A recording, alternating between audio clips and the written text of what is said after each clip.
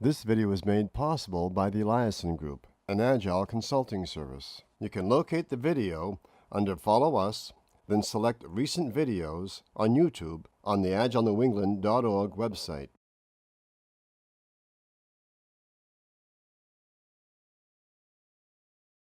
Please come over and take over. Great, thank you. I think you can hear me. So thank you so much for attending. I understand there's a very important event, Patriots game, so hopefully you'll have a chance to watch that on your PVRs later. And no, you won't, please don't share the news of it so everyone who wants to have that experience can enjoy it. Thank you certainly very much for being here. It's an honor and a privilege. And I'm actually really excited to share what I'm going to share with you tonight.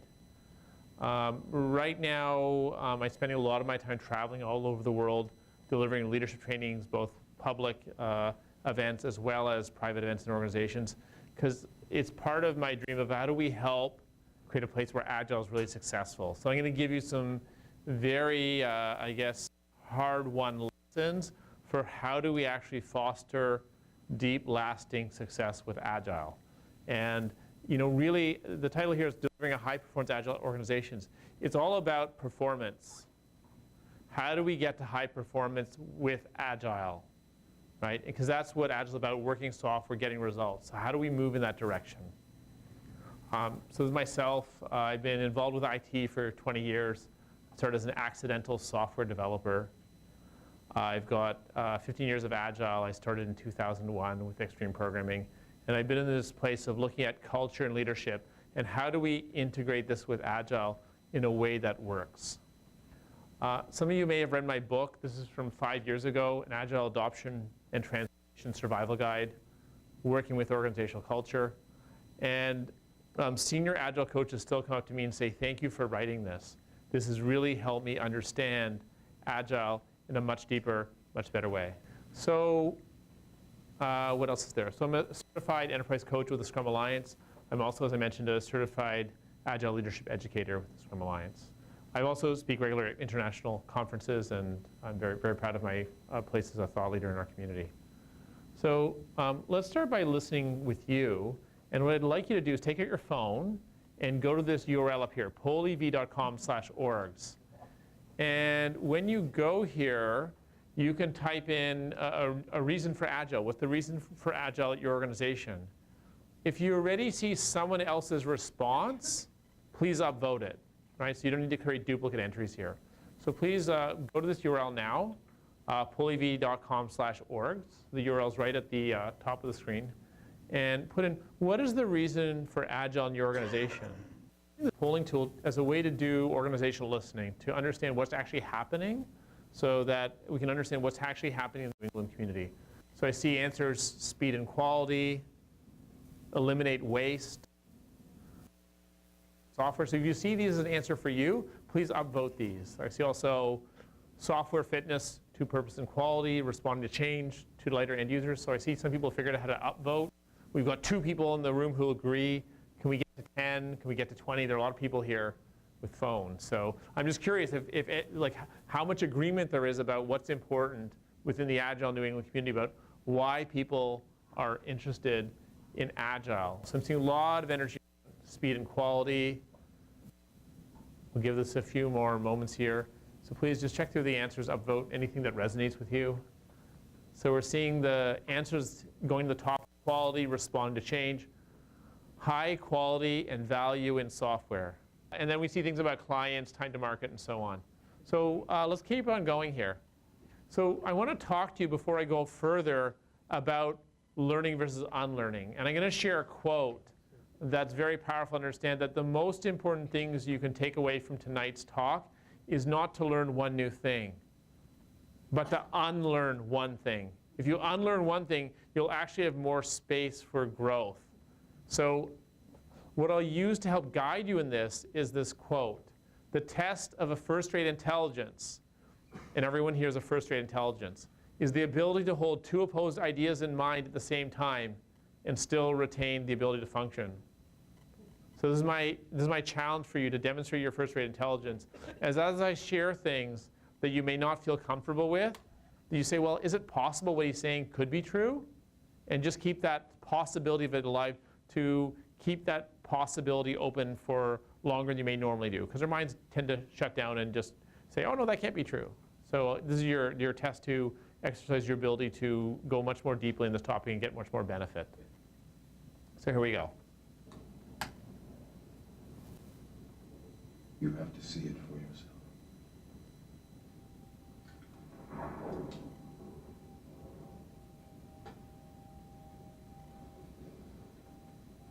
This is your last chance. After this, there is no turning back. You take the blue pill. The story ends. You wake up in your bed and believe whatever you want. You take the red pill. You stay in Wonderland. And I show you how deep the rabbit hole goes.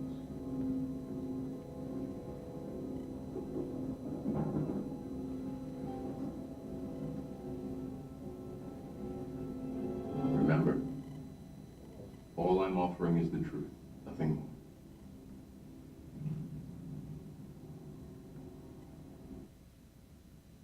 All I'm offering is the truth, nothing more. And my challenge for you as a first-rate intelligence is to consider, is what I'm saying, could it possibly be the truth? Even if it feels uncomfortable, even if it challenges some beliefs you have, is it possible that it could be true? So let's look at, why are we doing Agile in our organizations? Right, we saw this answer from earlier. This is why people want Agile in the organizations. Lots of good reasons here. What I'd like you to notice in this list is, do you see that Agile is not the goal? When we ask people why they want Agile, Agile's not on the list. This may come as a news flash to people in the community. Agile is not the goal. Agile is a means to an end. This is what organizations want. This is why they want Agile. This is what we're trying to do with Agile, is to serve our organizations and help them be successful, help them be high performing by helping them get these benefits. And Agile is simply a means to get there. If we can help them get there with skateboards and ice cream, we'll do that. It doesn't need to be about Agile. When we make it all about Agile, we actually prevent us from being successful. We actually create conflict in our organizations. Do you see how Agile's not the goal? Do you see how Agile can help with this list? Can Agile help with this stuff? Just shout it out. Yeah, absolutely. It's not that we're saying ditch Agile or Agile's bad. It's just when we make Agile the end-all, be-all, the goal, we actually prevent ourselves from being successful with it. Our goal is to serve the organizational purpose. Our goal is to help our organization be successful, to be high-performing so it can thrive and survive in the future. That's what we're working on. When we use Agile in this way, it's amazing. When it becomes about doing Agile or being Agile, we get into all sorts of trouble. So my advice, the best advice I can give everyone in this room, is to drop Agile as the goal. Drop your Agile initiative and replace it with serving the organizational purpose. Replace it with an initiative around one of these things, around high quality, around speed and quality, around responding to change, better serving our clients. If you have initiatives around these things and everyone in the organization is focused on these outcomes, all this argument about, you're not Agile, yes, we're Agile, leave us alone, we're self-organizing, blah, blah, blah, blah. All those things go away. All that noise and conflict goes away, and we get to higher levels of organizational alignment. So this is the best advice I can give you with all my years of experience with Agile, is stop it. Stop pursuing Agile. Some of you, if you're having a strong emotional reaction, I don't like what he's saying, just go back to the quote. Your challenge as a first-rate intelligence is to keep two ideas that don't go together in your mind at the same time and still retain the ability to function. So that's my invitation to you, to come back to that. I help guide people this way. Now that we can agree what is important, we can see that Agile is not a goal. We're not seeking to do Agile or be Agile. Of course, we'll likely use Agile to support and help us achieve our organizational goals. I'll share a quote from Einstein to help us understand how we've lost our way. He said that perfection of the means and confusion of the end seems to characterize our age. So what I'm inviting you to do with Agile is become to a state of clarity so that you understand that Agile is a means, not a goal. But let's check in with you. Where are you? What's actually happening out there in the room? I'm curious. What do you believe is true? How does you resonate with the statement? Agile is a means, not an end. So we're seeing lots of strongly agree. I get really excited when there's different opinions, right? Because then I get to comment on it. But it seems like, so like this is like an anonymous poll. Like you can really say how you feel. Okay, so we got neutral. Okay, good. So I know it's still working. Okay, that's really good. So the thing is, to operationalize this, we need to look at what's happening in our organization, the language we're using, and having been in the Agile community for a long time, it takes a little bit of effort and time to start unwinding this, to see how deeply penetrating it is into our ways of being, our ways of operating, to treat Agile as the goal.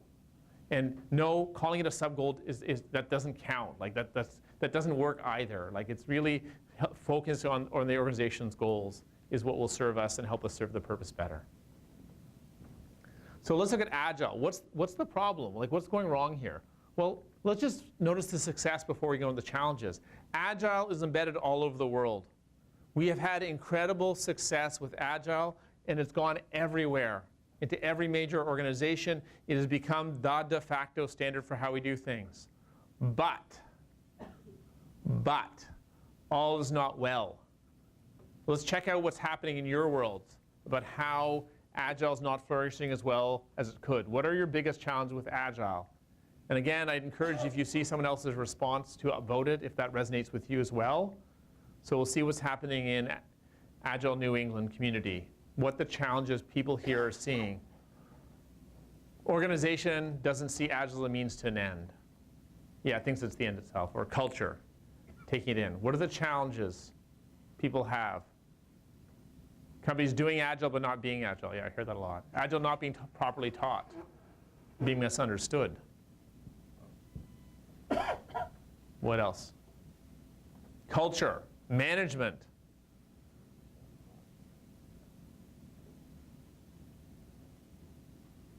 So we got into 3. There are a lot of people in the room. Let's see how high this will go. See what people are actually seeing in their organizations. So I'm seeing culture at the top, companies doing Agile but not being Agile, which is again about this mindset, about the culture. It's about very similar things about management. Somehow management not getting it, not being on board, or maybe hearing the talk but not seeing the walk. Sometimes we see those sorts of things. Organization doesn't see Agile as a means to an end. Great, we'll give this another few moments. What else is down the list? Agile is not being properly taught. Perhaps, we're giving people the concepts, but somehow this Agile mindset's harder to get across. So even if we try to teach it, somehow we're not able to communicate it effectively. Okay, great. So let's keep on going here. So I'll share with you the best researchers I know in the Agile community, research from version 1 with thousands of companies and 50,000 teams. And if we look at the reasons they say here, what we see again and again is 63% of people who are reporting the challenge with Agile is that there's something challenging in the company philosophy or culture that's not aligned with Agile core values. So there's something in Agile itself that is leading to these culture challenges, right? We see these lack of experience with Agile methods, or people who really get it, people who really understand in a deep way what Agile is about, or the mindset. Lack of management support. This is like really amazing cause for pause. If 45% of management does not support an initiative, whether it's Agile or something else, why are we doing it? How can it possibly lead to sustainable success? If 45% of management don't support it, we should stop. We should find something that management can support, or figure out what's going wrong with management. But trying to do something when we don't have this, when we don't have broad support, can't possibly work. Like, stop. Like, if you're running to management not being on board, like, maybe have a dialogue with them about what they think they need to do to make the organization successful, or turn back to why they want Agile and focus initiative around that. Okay. So I'd argue that culture is the #1 challenge with Agile. That this is what we're seeing all over the world, that Agile is about this mindset, and it's hitting it against organizations, and it's not fitting. So I'll review the basics of Agile. Basics of Agile to understand why we have such a hard time with Agile. is that Agile practices or doing Agile is a different thing than the Agile mindset or being Agile. This is something that Bob Hartman in the Agile community noticed many years back now, that this doing Agile versus being Agile are different things. And what's happening is we found Agile works amazing on teams, and we figured that out. But Agile's being asked to step to help not just teams, but have teams that work within a larger organization or multiple teams.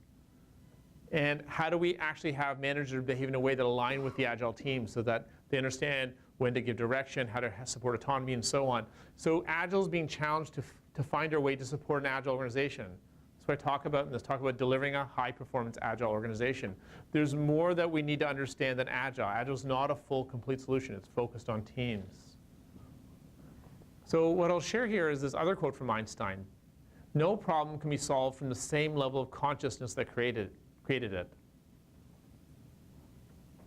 So this causes pause is that we need to do a fundamental rethink about how we're approaching Agile in organizations. There's a culture challenge.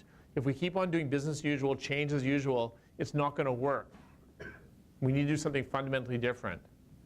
So what I'd like to share here is a fundamental rethink. So yes, we'd like to have Agile in our organizations. When we approach it in a conscious way, we stop taking an Agile-centric view of how to approach it. Instead, we take an organizational view, a cultural view of inviting it in. Because we know if we just start with Agile, we're going to run into all these culture challenges. We're going to run into these management challenges. That's a silly way to do things. We know it doesn't work. Let's stop. Let's do a fundamental rethink about how we're approaching Agile and inviting organizations by looking at the organizational context, the cultural context. Of course, if you have the right organizational context, the right cultural context, and we invite Agile in, of course it's just going to flourish. It'll be easy. It'll make sense. Right? But we don't do that. Instead, we just invite it into context where it doesn't work, and then we have all this conflict and challenge. We say, it's so-and-so, they're not doing this, and blah, blah, blah. But let's look at what we're doing, of how we're inviting it in, and approach it in a different way. So let's take a look at culture. Let's take a look at culture, because that's the thing. So how does that tie in with Agile? So this is culture. We've got a foosball table. Anyone have those? Yeah? OK. Edgar Schein says this. He literally wrote the book on culture and leadership. It's like this thick. If you do not manage culture, it manages you. And you may not even be aware to the extent to which this is happening. This is the story of almost every single Agile transformation out there. There are these lofty goals, and within 18 months to 3 years, people start running into all these challenges, the culture challenges, the management challenges, and all these things, and that's where it starts to fail. And the people like pushing this proverbial boulder uphill, they slip and they fall, and the boulder rolls down and crushes all the people, right? That's what happens with the Agile transformations, because we ignore culture. It's such a powerful force, and we know from history that we need to pay attention to this, or it's going to undermine our efforts. So let's explore a bit more about how we do that. This is another quote from Lou Gerstner when he was reinventing IBM. I came to see my time at IBM that culture isn't just one aspect of the game, it is the game. This is like conventional wisdom from the business world that we need to pay attention to culture. So how do we do that? So this is my culture model. And a sense that culture is actually tricky. It's this slippery thing in the middle. It's this kind of wibbly wobbly thing, And it's hard to point at it directly. So what we do is we look at the things that form it to make up culture. So these are the different elements of culture, and they're all deeply interconnected. And let's unpack this one half at a time. Let's look at the bottom half first, the structures.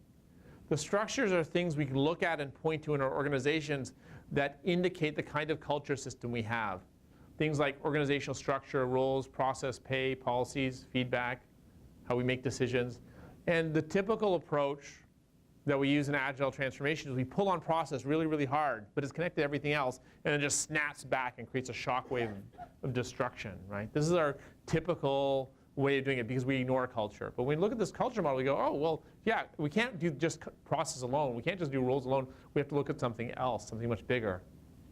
The top part of this, consciousness, This is pointing to the energetic properties of the system, how people are with each other, right? Agile is about individual interactions versus process and tools. They're about people over process, about people, about valuing people, and how they work together. So put up your hand if you've ever been on an Agile team or some other high-performance team where you could have like that team buzz, where there's a high energy, and everyone was there, everyone else had. That's what we're talking with consciousness. It's a different way of being and operating. And when we unpack what's in that, we see that there's every person, their identity, values, beliefs, behaviors, what the organizational purpose is. Is it just to make money? Is it undefined? Is it serving some higher reason? What's going on around safety? What's going on around trust? Are people valued as human beings? You know, interesting question, because Agile is about people. What are the unwritten rules and norms? What are the things we're allowed to talk about? What are the things we're not allowed to talk about because it's a taboo subject? These are the things that form the consciousness or the fuel that moves us towards the higher performance organizations. So when we look at a more conscious way of approaching Agile, we're looking at, well, how do we shift the consciousness of our system so that we're approaching things in a different way, so that we can create a context where Agile just makes sense and just works. So we tackle culture head on. So what I'd like you to do is to either sitting down or stand up, discuss in pairs, where are the gaps in our Agile initiative. So just look at this. If we're looking at a holistic view, an integrated view to approaching change in Agile organization by looking at culture as a first-class citizen, where are the gaps in your Agile initiative? So please stand up, get into pairs, and discuss. Go.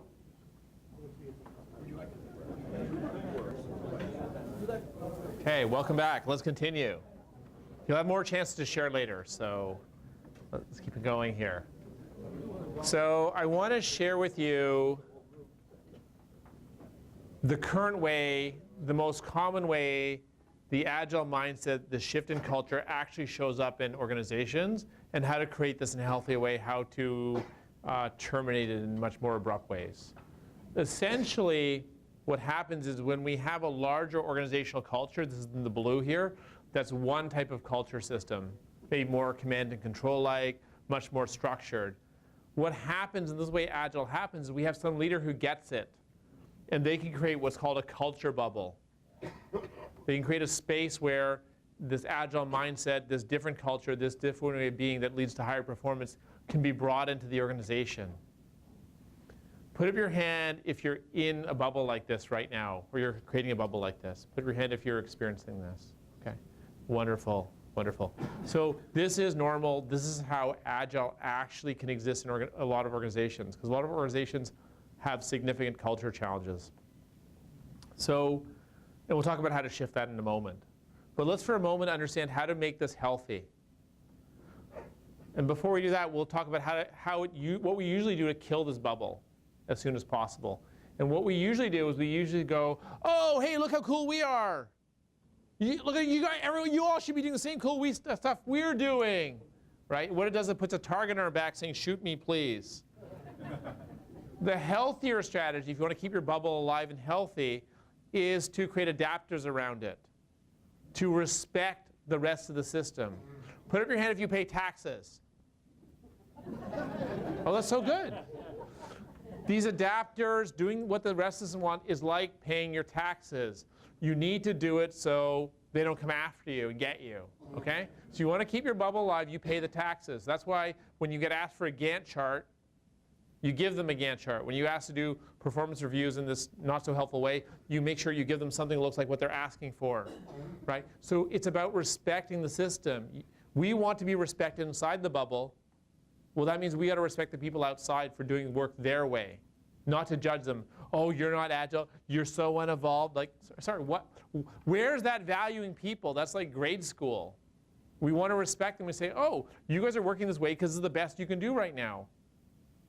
Okay, well, we want to work this way, so let's just be cool about it, right? That's how to create a healthy culture bubble. That will extend the lifespan of how long this will last.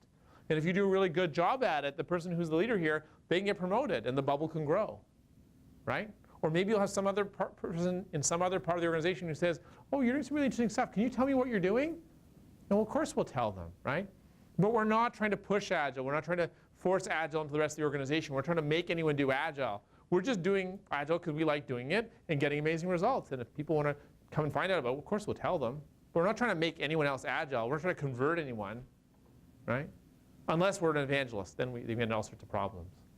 So this is the way to create a healthy bubble. This is the way to expand your success rate in Agile. And put up your hand if you actually are in this leader role and you're actually the person holding this bubble for your organization. Okay, so well done. Congratulations, people. It's a really hard job because you're actually acting as the adapter between one consciousness, one way of being, one culture system, and another. So congratulations, you're a great job. Okay, and you get the value of looking after all these people and giving them a great workplace. So well done. So let's talk about, yes? In most places, isn't there going to be a natural limit to how much better you can make things working in a bubble, in an adapter? Right. Okay. I mean, I think some of what you're talking about is kind of Scrum specific, not really Agile. But you can only do so much good if the culture around the team is not Agile and not feeling that kind of customer focus and that kind of quick iteration. Yeah, so let me respond to that. So often we say that there's a limit to how much we can be successful just working in our bubble. So put up your hand if you want the bubble to expand. Like you're in a situation you want the bubble to expand to more parts of the organization, right? There's nothing wrong with wanting that. When we start pushing it, making it happen, that's where we start getting into trouble. And we'll talk a little bit, I think we'll talk about that a bit more as we come up. So hold on to that. Let's talk about the leader's role in organizational growth. Right, we've talked about creating an organizational context, a cultural context where Agile can flourish, which is like the large organization. So we're talking about leaders who are in a position to do that, right? And how do we influence those leaders? Well, like when we look at culture and leadership closely, we see they're two sides of the same coin. Neither can really be understood by itself. So when we go back to the version 1 research and we look at it, we say, oh, the biggest challenge with Agile is a culture problem. We're actually saying the biggest challenge with Agile is we have a leadership problem. Ooh, that feels less comfortable, right? That's the truth of it, though. Remember I said I was going to give you the truth? The problem we have with Agile is a leadership problem. Because if we have a leader who gets it, we have Agile, we have the mindset, we have amazing high-performance results. So when we don't have that, it's because we're missing the leader. So I'm going to explain to you how it works. The current organizational behavior is the result of current leadership behavior. It's like a fractal. If we see collaboration here, we'll see collaboration here. And the people at the top, they're responsible for the overall organizational performance, right? Remember we said, what are the challenges with our current organization? We're not responding fast enough. We're not fast enough to the market. We're not adaptive, right? These leaders know, they are aware of the challenges, right? And then when we ask them, what do you want? They say, well, we want Agile. Well, why do you want Agile? Well, we say, we want this green wavy line. We want this new operational characteristics where we're more responsive, faster to market, delight our customers. Well, guess what? Does it have the same leadership behavior as here? Or do we have different leadership behaviors? They go, oh, yeah, we got to have different leadership behaviors. If we want to have different kind of organizational outcomes and different behaviors, of course we need new leadership behaviors. That's obvious. But then they get this bad feeling. They go, oh, wait a second. Wait, what happens to us? Because we're those leaders who have those old behaviors. Well, it's like this. Well, you grow, and then organizational behavior will follow your leadership behavior. Then because you're acting in these new ways of working, you're modeling this new cultures, you're modeling the Agile mindset, well, of course it'll just happen in the organization. We don't have any conflict. It'll just happen. So they have a choice. They can grow, or they can give up on this goal. It's their organization. They're in charge. And when we want to invite them to this place of deciding what they want to do, we can get amazing outcomes. The challenge is, though, that they may not want this, and that's okay, because they're in charge of the organization. And sometimes that's the we have is that when we look at the people who are in charge and they don't want to grow, they don't want to show up in a new way of behaving, they don't want to model the Agile mindset, we get upset about it, right? We want them to do something different, right? But they're empowered, it's their organization. When we talk about respect, it's like That's their decision. And then we're in this place where we have a choice. We can get mad at them and cause all sorts of conflict. We make ourselves miserable at work, right? Be miserable. We can find out a new way, grow ourselves so we can have the conversation and influence them, which is one option. Second option. Third option is we can just be happy and do whatever good we can do in our organization, in our culture bubble. And the fourth one is to leave and find another organization. Right? Those are all of our choices. So what I'm inviting you to do is investigate how to grow yourself to be more effective in influencing and having those conversations, or go and be happy at work, whichever workplace that is. And when we do that, we focus on what we can do, we're going to get a much better results as an organization, as a community of practice. So how did I discover this? Well, I was working as a coach for many, many years, and I realized that the limit for how far Agile could go in organizations was always with the leader. Whether it was talking about a manager, a director, a VP, CEO, the consciousness of the most senior leader was the limit. If they got Agile, woo, we could go, right? If they didn't, it hit a limit, and it felt really bad for me because I wanted to help these organizations. I wanted to get amazing results for these organizations. I wanted to create a place where people actually like coming to work. And so I said, oh, well, geez, the only way I can help these leaders, the only way I can create these amazing outcomes that I desire for these organizations, for these teams, for these people, is to help these leaders grow. And then came the moment of truth. I looked at myself in the mirror and I go, well, Michael, can you help these leaders grow? Am I showing up in a way to actually help them grow? And it's like, oh, actually, no. I'm a well-intentioned asshole. There's no way, the way I'm showing up, I can help these people. I can help these leaders grow because I'm not living the behavior myself. So this is many years ago. I set it to start growing myself and being the change that I want to see in the world. And since that time, since I've grown, since I've invested myself in living the Agile mindset, living these behaviors, I've been able to talk to these leaders. And that's what I do all over the world right now is I talk to leaders, managers, Agile coaches, executives about this way of working, about showing up a different way and invite them to choose what they want. So I've discovered that by growing myself, I can help them grow. So it is a fact that leaders need to go first for success. Like every time we go on the airplane, they give us the safety briefing. Before assisting another person, please put the oxygen mask on yourself first. So when we apply this to our organizational context, before trying to tell the teams to collaborate yourself first. Right? Model collaboration on the leadership team.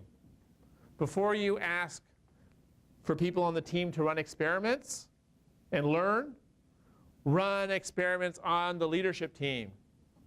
Right? It's just really obvious. Like leaders go first. Like what we need is leadership. Right? We've gotten so used to management as a synonym for leadership. I have to say the word right. We need leadership. We need leaders who go first to lead to a new way of working, to lead to high-performance organizations. This is not optional. If you want to have a high-performance organization, you need to shift the organizational culture, and that requires leaders who go first and lead. So let's just check in with you. For my organization to thrive in the future, leaders need to model new behaviors.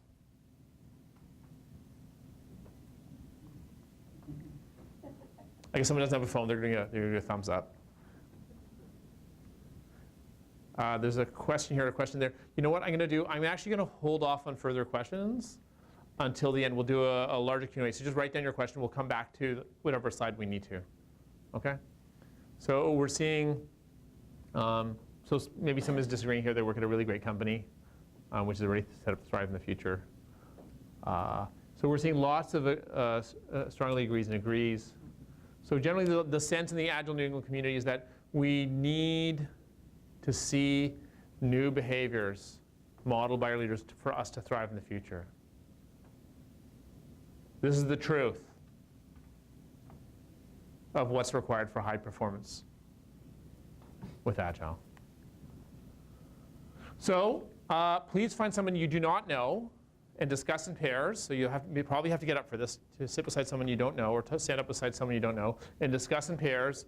How willing is our leadership to lead? How willing is our leadership to lead? 1, 2, 3, go.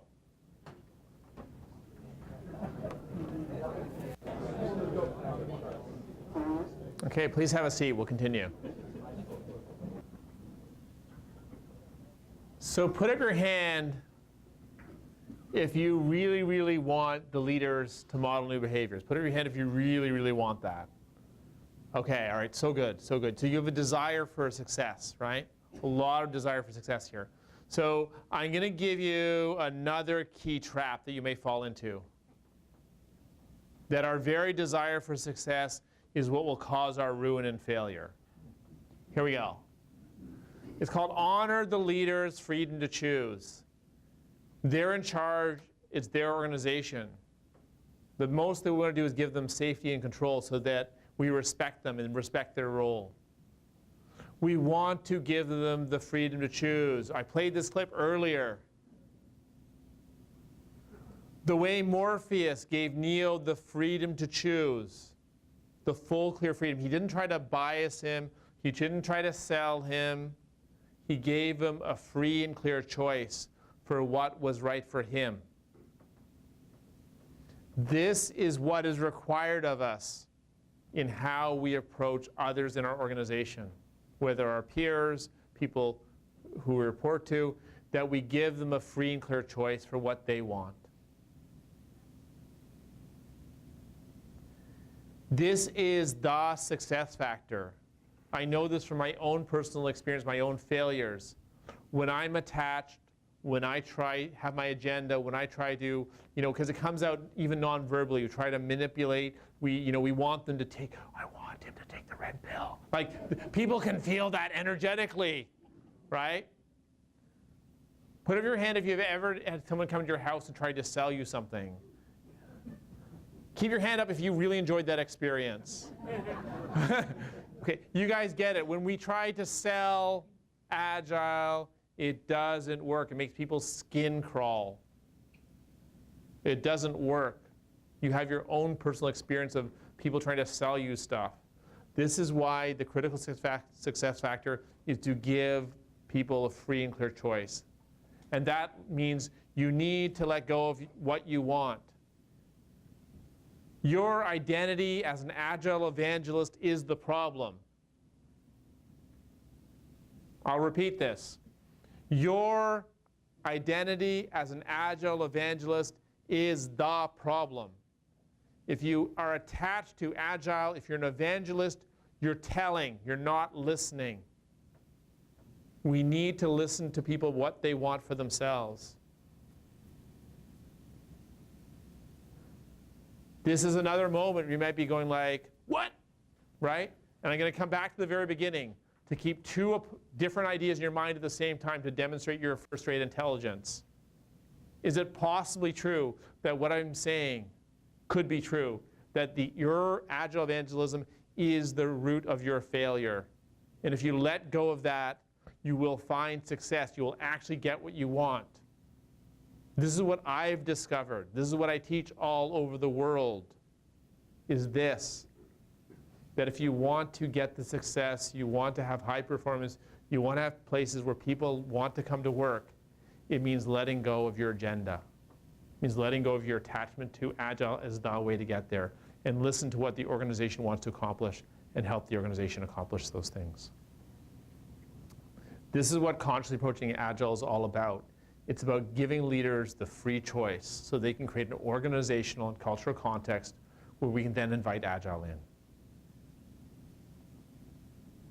So what's your role? What's the role of everyone else here in the room in organizational growth? Well, we talked about leaders going first. This applies to all of us here in the room. I shared my story of me going first, is that when we go first and we model this different way of being, this Agile mindset, this different culture system, that from that place we can actually invite leaders to follow us. Mahatma Gandhi said, be the change that you want to see in the world. My short version is, start with yourself. We cannot ask others to do something we're not doing ourselves. When we said leaders need to model new behaviors to get our organization to thrive, we need to model new behaviors in order to invite leaders to have those same new behaviors. We actually need to live the Agile mindset, the Agile values, to invite an Agile way of being. We need to model a new consciousness, a new way of being, in order to invite a new consciousness into organizations, in order to get high performance.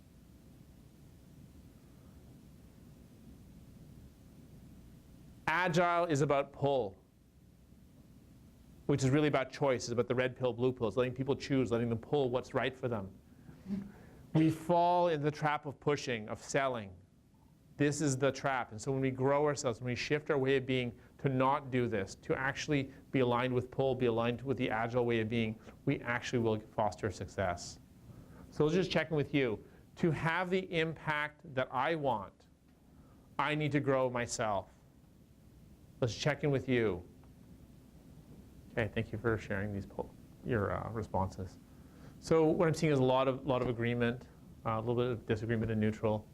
And what I'm speaking to through this, growing myself, it's not about learning a new skill. It's not about learning a new technique. Those are all very useful, very helpful things. It's about how we're showing up. It's about how we're showing that people are more important than process.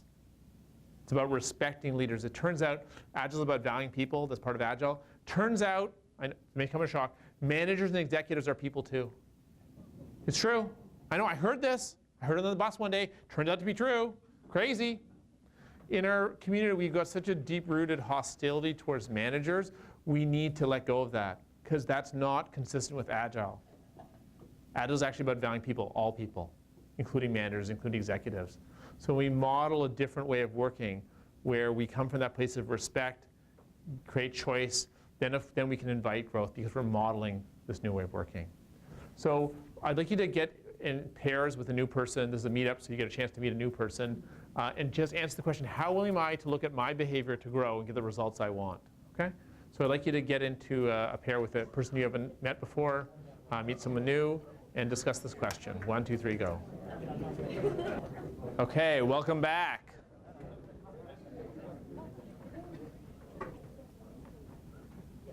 So to close the arc of that thought, when we look at consciously approaching Agile, we're talking about a fundamental rethink of how we're doing things. And to summarize the whole thing, it's to invite Agile into organizations to get the benefits, the joy at work, the high performance. It's creating organizational and cultural context where Agile just makes sense. It's just the right thing. It works. How do we create this organizational cultural context? It requires the leaders to model new behaviors and show up in different ways to show this new way of working. How do we influence them to do that? It's about us showing up in new ways, growing ourselves, and inviting them, letting go of our Agile evangelism, that identity, so we can approach things in a new way, so that we're actually modeling the behaviors that we're talking about inviting in the organization. I call this wave 2 of Agile, or about modeling or living Agile, about Agile leadership, about this different way of being. So I'll share one more thing before we close with Q&A, which is to remind us that the Agile Manifesto talks about people over process. And what does success from people actually really mean? What is it actually about? And we often have a lot of stories of what's important with Agile. You can probably name 10 things that we talk about in our community as being the things that lead to success, lead to context where people do their best. And what I'll do to close this, you have something concrete to focus on in your environment, is research firm Project Aristotle at Google. So Google, as we know, is a high-performance organization. And they looked at what makes the best teams at Google the best of the best. What's going on with them? And it was actually really puzzling because they couldn't figure it out, because all the teams did different things. They actually did different things. They actually behaved in radically different ways. And so they had a hard time finding what is the common theme that unites all of these examples of the best. And then they finally figured out, and there are two things. There are two things that are the most important things for high-performance teams, for high-performance organizations. What do you think they are?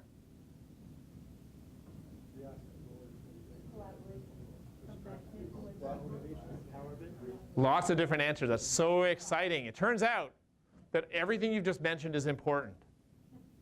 But there are two things that are the most important things, that are the foundation for everything. that all the things you're talking about sit on. Number one, safety. Psychological safety. Our brain, it's been showing through neuroscience, neurobiology, cannot differentiate between a physical threat and a psychological threat.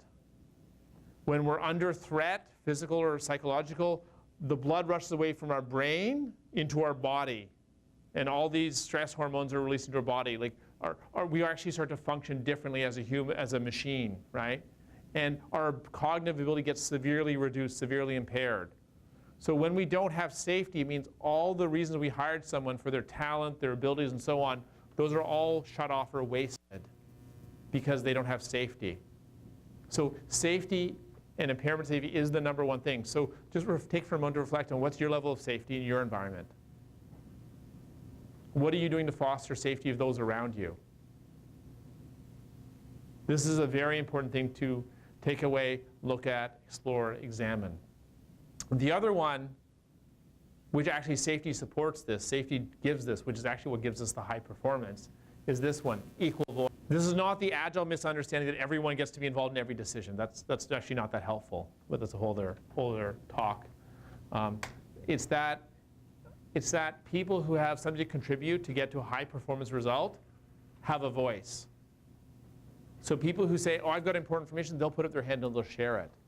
When people have voice and say important things that need to be said or challenge other people about important topics, that's how we get to amazing decisions. That's how we get to high performance decision by decision by decision. And safety is what lets the equal voice happen. That's how we get to amazing decisions. That's how we get to amazing performance, is because we make repeatedly good decision after good decision.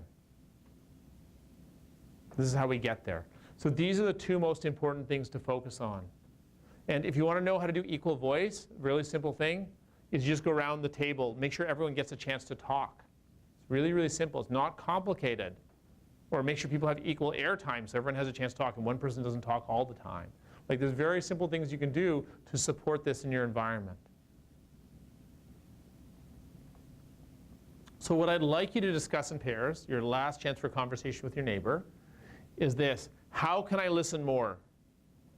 How can I create equal voice and safety for myself, for people, for the system? How can I listen more? How can I support safety? How can I support equal voice? 1, 2, 3, go.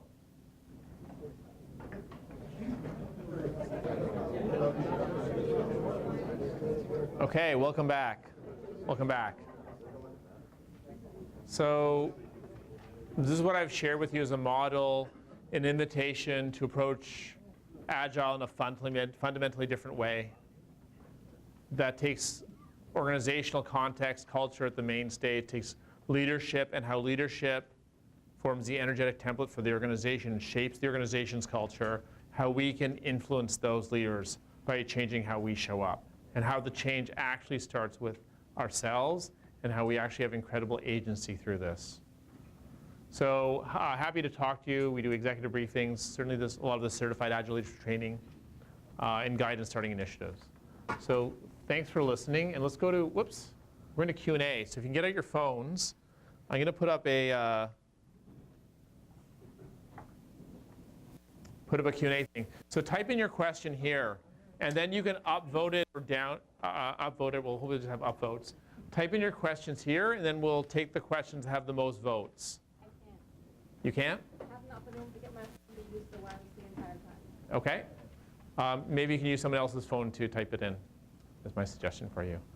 So please type in your questions here, and we'll take the top few questions.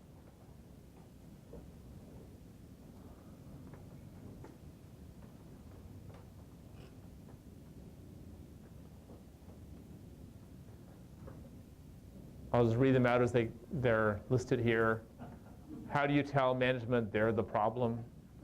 Wonderful question. What if your bubble is comprised at the edges? What are the 3 changes you're working on?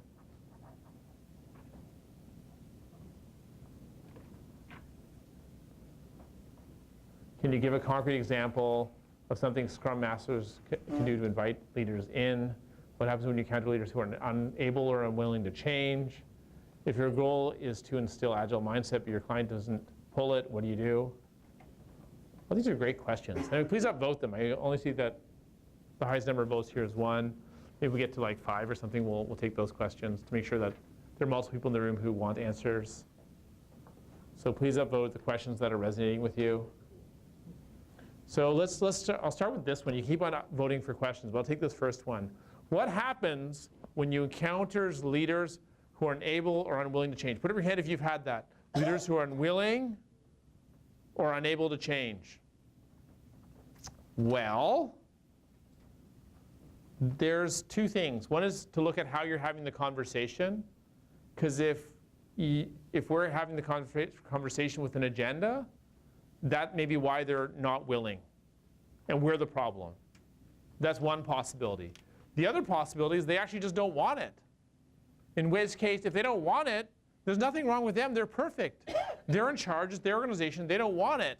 The problem's with us, because we're attached to our agenda of having them change, of having them do something different than they want. We're actually not respecting their authority and their position in the organization. We're actually resisting reality and causing ourselves suffering. So stop it. You know, quote Bob Newhart. Yeah, I keep on wanting the managers to change, but they're not doing it. You know, stop it. You know, don't do that anymore. There's no win there. If you don't like it, go somewhere else, or focus on what you can do that's positive in that environment, or figure out how to have the conversation differently. Look at yourself and see how you're attached to your agenda, right? Because if you're not attached to agenda, there is no problem with them being the way they are, right? It's only your agenda that's causing you suffering. Okay, so next question. Can you give a concrete example of something a Scrum Master could do to invite leaders in? Can someone say more about this question? What the intent of this is? If you're low down, if you're relatively low down in the organization, you have to have, I can live all I like, but if the leaders don't see it, they will not be influenced by it. How do I bring them in? Well, so probably the most important thing that we can do, regardless of what level of the organization we're at, is listening. Instead of telling them about what they should be doing, go and listen to what their problems are. If you help people solve their problems, they get really happy. Hey, what are your challenges? What are you struggling with? What are you seeing that we need to work on? You say, oh, great. Do you want to work on that together? Great. OK. And then you can start making things happen. Right? So no matter what role you are, when we act with a sense of agency, act from this place of giving people safety, listening, giving equal voice, inviting, and asking, well, how can we help other people instead of pushing our agenda, amazing things happen. OK. So I'm going to. Can I expand on that? I'm going to focus on going deeper into the breadth of the questions to honor what people have selected here. What is one concrete action I can take to politely guide a conversation dominator to be quiet and let others join the conversation? That is a fantastic question. Thank you so much for asking that question. What I'd invite you to do is share the results of Project Aristotle from Google. Say, hey guys, you know, would you guys like to spend like a little time exploring what the really high-performing teams do? What's different about them? Oh, they have safety, they equal voice. They say, oh, how are we doing around safety on our team? 1 to 10. Everyone write on a sticky note or use poll everywhere. 1 to 10. How are we doing on safety? Oh, OK. What kind of number we'd like to get for safety? Oh, we'd like to get this number. OK, what can we do to improve? Right? Simple. Same question. How are we doing around equal voice? Right? You know, 1 to 10. OK, this is where we are. What do we want to get to? OK, great. What's going on around this? Right? Does everyone want to get to a higher number? Because probably what happens is people who talk a lot, this includes me. I'm guilty.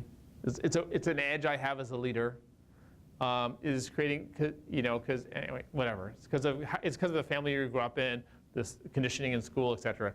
But so when people are wired like I am, where we want to contribute a lot, we want to help a lot, there's this desire to talk a lot. And it's not our highest intent. It's not my highest intent. My highest intent is high performance. My intent is having a great team. That's my highest intent. But the challenge is I need help to get there, right? So most people who talk a lot, once they're oriented towards what they deeply want and they're connected with that, they'll say, yeah, please help me. So by framing this larger context of how are we doing right now, what do we want as a team or department or group, great, how do we get there? And then that creates a space for someone saying, yeah, I want to do that. And it creates an openness for having that conversation.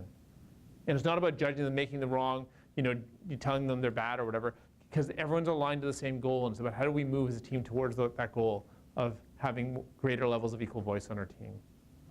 Okay. Thank you for asking that question. Whoever asked the question, did you get the answer you're looking for? Get a thumbs up or a wave or? Okay, all right. The next question is, what are the 3 changes you are working on? So what are my personal leadership edges? Is that the question? Who asked this? Can we clarify the question?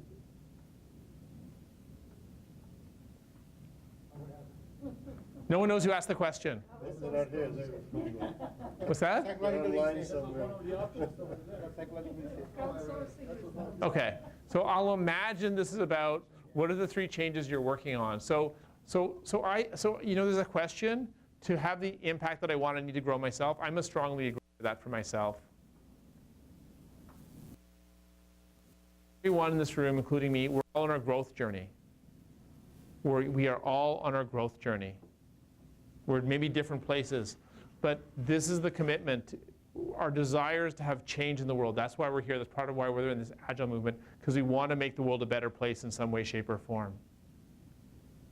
So I'm on my growth journey. So I can tell you, I got some of the top 10 list of what are my leadership challenges that I'm working through. So the one that came up today that I've been working through is not really being open to other people's ideas fully and letting them lead and them listen.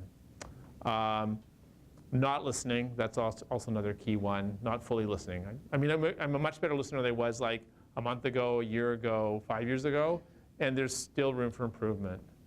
What else is there? Yeah, I'll stop there. Those are 2 good ones. You want the list? You want to share a couple more? Okay. Yeah, all right. Okay, so should I take one more? Yeah.